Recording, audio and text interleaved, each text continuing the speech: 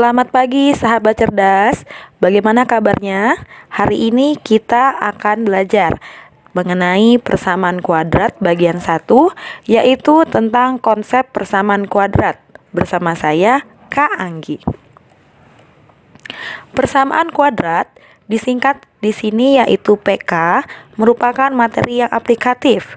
Contoh penggunaan persamaan kuadrat dalam kehidupan sehari-hari adalah kalian dapat menentukan pada detik keberapa sebuah bola yang ditendang secara melambung dengan kecepatan tertentu akan menyentuh tanah. Nah, seperti ini.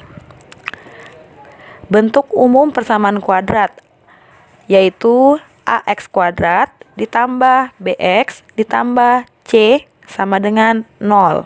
A di sini adalah sebagai koefisien dari X kuadrat, B sebagai koefisien X, dan C sebagai konstanta. Dengan A, B, C merupakan bilangan real, dengan A di sini tidak boleh 0. Mengapa? Karena jika A-nya 0, maka 0 dikali X kuadrat hasilnya adalah 0, sehingga tidak ada bentuk yang kuadrat. Sedangkan di sini namanya adalah persamaan, yaitu mewakili oleh tanda sama dengan, dan juga kuadrat, yaitu perwakilan dari pangkat 2. Berikut adik-adik harus menentukan mana yang merupakan persamaan kuadrat, mana yang bukan. Oke. Soal nomor 1. 3x kuadrat ditambah 4x ditambah 2 sama dengan 0. Di sini ada sama dengan, ada kuadrat. Berarti merupakan persamaan kuadrat. Nomor 2, x kuadrat sama dengan 11. Ada sama dengan, ada kuadrat, berarti persamaan kuadrat. Nomor 3, bukan. Kenapa bukan? Karena di sini tidak ada pangkat 2, tidak ada kuadrat. Nah, untuk nomor 3, karena hanya ada pangkat 1, maka disebut sebagai persamaan linier. Nomor 4, persamaan kuadrat. Nomor 5, bukan persamaan kuadrat. Kenapa? Coba adik-adik lihat ya. Ada sama dengan, ada kuadrat, betul. Tapi lihat lagi, di sini variabelnya hanya X. Ini juga X. Namun, di soal nomor 5 ada XY. Nah, untuk info ya adik-adik, persamaan kuadrat ini hanya berlaku untuk satu variabel. Misal nomor 4 Y saja, X saja. Tidak berlaku untuk 2 X, Y, seperti itu ya. Next, kita lanjut lagi. Bentuk umum persamaan kuadrat yaitu AX kuadrat ditambah BX ditambah C sama dengan 0. Ada 3 jenis dari persamaan kuadrat. Jenis pertama, bentuknya asli. Dengan A, B, C tidak boleh 0, berarti A, B, C ini ada angkanya gitu.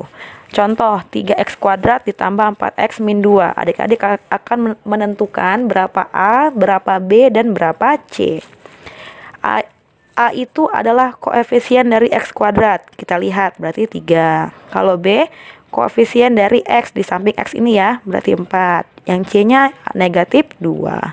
Pintar sekali. Kemudian x kuadrat ditambah 2x sama dengan 7. Nah, ini bukan merupakan bentuk umum, karena bentuk umumnya harus sama dengan 0. Jadi kita harus ubah dulu ke sama dengan 0.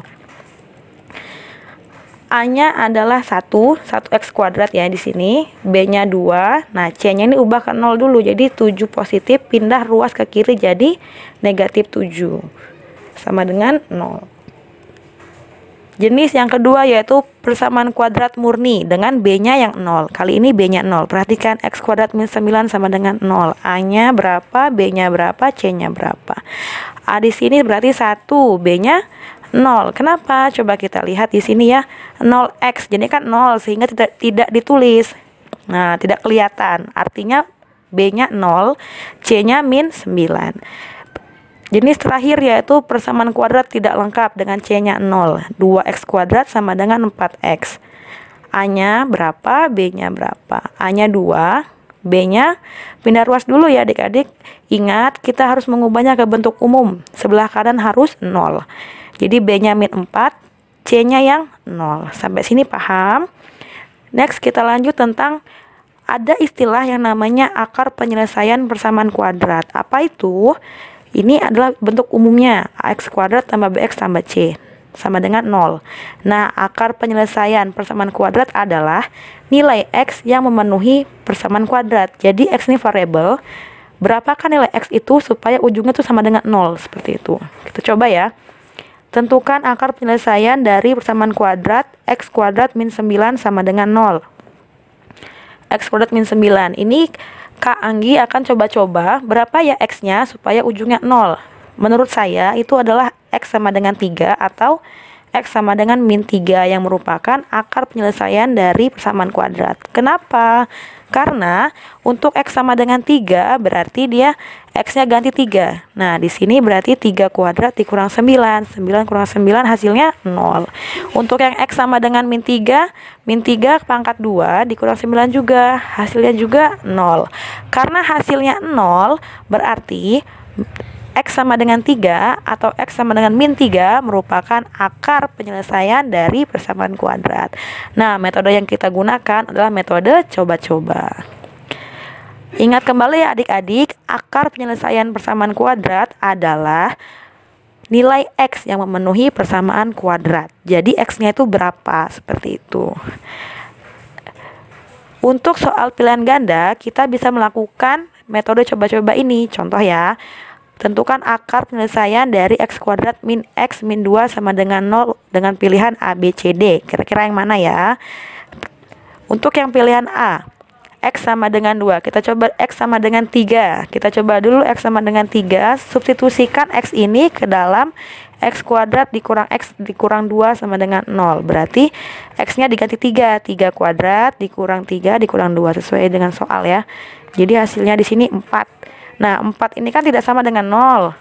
Berarti 3 ini bukan persamaan kuadrat. Berarti yang A ini salah. Kita lanjut ke yang B. Untuk yang B, X sama dengan min 1. X sama dengan min 1. Kita tes dulu. X sama dengan min 1 berarti X-nya diganti min 1. Min 1 pangkat 2 dikurang min 1 dikurang 2 sama dengan hasilnya juga 0.